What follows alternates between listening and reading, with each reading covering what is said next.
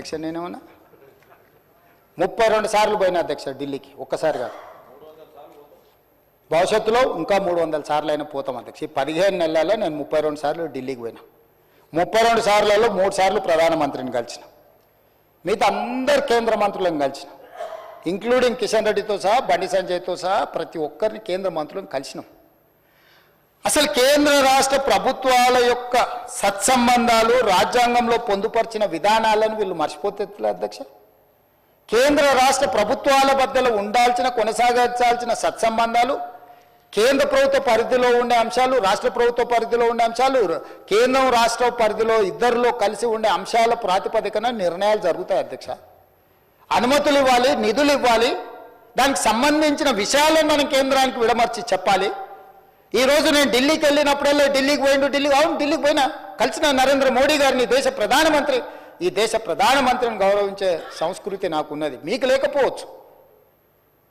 మీరు కేసుల కోసమే చీకట్లో గెలుచుకుంటూ ఉండొచ్చు. మీరు మీ సంపాదనను కాపాడుకోవడానికి మీరు ఎవరైనా కాళ్ళు పట్టుకోవచ్చు. నాకే ఉంది, బాజాప్తా గెలిచిన బడేబాయ్ అన్నాడు, yes on the floor on record. నేను మళ్ళొక్కసారి చెప్పదలుచుకుని, దేశ ప్రధానమంత్రి ఏ రాష్ట్ర ముఖ్యమంత్రికైనా పెద్దన్న లాంటి వాడే. రాష్ట్రాల ముఖ్యమంత్రులు రాష్ట్రాల కూడికనే కేంద్రము. రాష్ట్రాలలో ఉండే ముఖ్యమంత్రులకు ప్రధానమంత్రి పెద్దన్న లాంటి వాడు. ప్రధానమంత్రి తీసుకునే నిర్ణయాలు, కేంద్ర మంత్రివర్గం తీసుకునే నిర్ణయాలకు రాష్ట్రాల అభివృద్ధి కోసం ఉపయోగపడుతుంది. ఇందులో రాజకీయం ఏముంది అధ్యక్ష? రాజకీయాలు వచ్చినప్పుడు ఆయన భారతీయ జనతా పార్టీ నాయకుడు, నేను కాంగ్రెస్ పార్టీ నాయకుడిని. నా పార్టీ ప్లాట్ఫామ్ మీదకి వచ్చినప్పుడు నా పార్టీ విధానం మాట్లాడతా. ప్రభుత్వం వచ్చినప్పుడు కేంద్ర ప్రభుత్వం తీసుకోవాల్సిన సహకారం తీసుకుంటా. వెళ్ళినప్పుడు శంకర్ వచ్చాడు మిత్రుడు కొన్నిసార్లు, రేపు వెళ్ళాలి చూస్తే మహేశ్వర్ రెడ్డి గారిని అయినా తీసుకొని వెళ్తా. ఒకవేళ వాళ్ళకి పరిచయాలు ఉన్నాయి, దానివల్ల తెలంగాణ రాష్ట్రానికి ఉపయోగపడతాను. కిషన్ రెడ్డి గారిని 4 సార్లు కలిసినాం, మాట్లాడినాం, 5 సార్లు మాట్లాడినాం.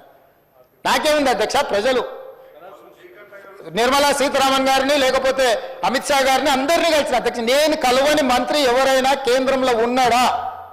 ఈ తెలంగాణ రాష్ట్రానికి సాధించుకోవాల్సిన అనుమతుల విషయంలో, నిధుల విషయంలో కేంద్రంలో ఉన్న ప్రతి ఒక్కరిని కలిసిన, ప్రధానమంత్రి గారిని కలిసి నివేదికిచ్చి అక్కడి నుంచి మంత్రులకు పంపించి మంత్రులతోని ఫాలో అప్ చేసి, నేను ఒక ఐఏఎస్ ఆఫీసర్ కంటే ఎక్కువ, ఒక క్లర్క్ కంటే ఎక్కువ ప్రతి టేబుల్ దగ్గరకు పోయి తెలంగాణ రాష్ట్రానికి కావాల్సిన వాటి కోసం నేను ప్రయత్నం చేసిన అధ్యక్ష. తప్ప నేను పోయి వచ్చినందుకు నేను సాధించింది వరంగల్ ఎయిర్పోర్ట్ నేను తెచ్చింది కాదు అధ్యక్ష.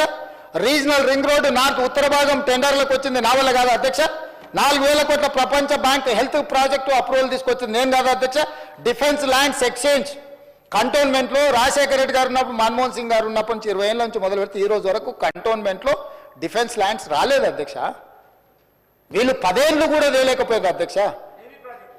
నేను పోయి ఢిల్లీకి పోయి నరేంద్ర మోడీ గారిని కలిసి, రాజ్నాథ్ సింగ్ గారిని కలిసి, ఉత్తర తెలంగాణ మొత్తం అక్కడికి వస్తేనే బాటిల్ నెక్ అవుతుంది. రాజీవ్ రహదారి నుంచి మొదలు పెడితే అక్కడి నుంచి వస్తే ట్రాఫిక్ అంతా అక్కడ జామ్ అవుతుంది, మీరు ఇవ్వాల్సిందే అనుమతి అని వాళ్ళని అడిగితే, రాజ్నాథ్ సింగ్ గారు పెద్ద మనసు చేసుకొని 160 ఎకరాల రక్షణ శాఖకు సంబంధించిన భూ బదలాయింపు తెలంగాణ రాష్ట్రానికి చేసిండు. చేసినప్పుడు నేను అభినందించొద్దా అధ్యక్ష రాజ్నాథ్ సింగ్ గారిని? తప్పేముంది అధ్యక్ష? తెలంగాణ రాష్ట్ర ప్రయోజనాల కోసం, అభివృద్ధి కోసం ఒక మంత్రి సహకరించినప్పుడు ఆ మంత్రి మాకు సహకరించిందని చెప్పడానికి బేసిజాలు ఎందుకు అధ్యక్ష? విధానపరమైన అంశాలలో మాకు వేరే అభిప్రాయం ఉండొచ్చు, కానీ అభివృద్ధికి వచ్చినప్పుడు తెలంగాణకు సహకరించిన వాళ్ళను మనం ఎందుకు అభినందించొద్దు అధ్యక్ష? ఈరోజు డిఫెన్స్ ల్యాండ్స్ని సాధిస్తే ఆయన ఎప్పుడో 2015-16లో పోయి కాగితం ఇచ్చి వచ్చినా దాని ట్విట్టర్లో పెడతాడు.